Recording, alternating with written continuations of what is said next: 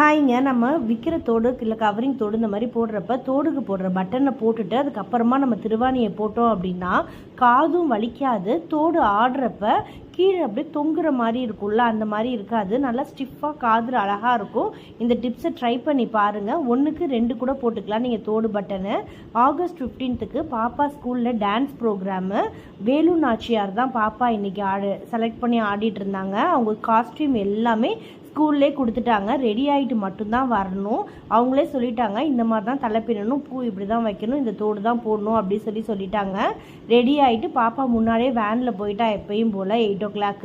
பின்னாடி எங்களை வர சொல்லியிருந்தா. செம்மையாக டான்ஸ் பண்ணியிருந்தாங்க. பாப்பான்னு இல்லை, எல்லா குழந்தைங்களுமே அழகாக டான்ஸ் பண்ணியிருந்தாங்க. தேங்க்ஸ் ஃபார் வாட்சிங் மை சேனல்.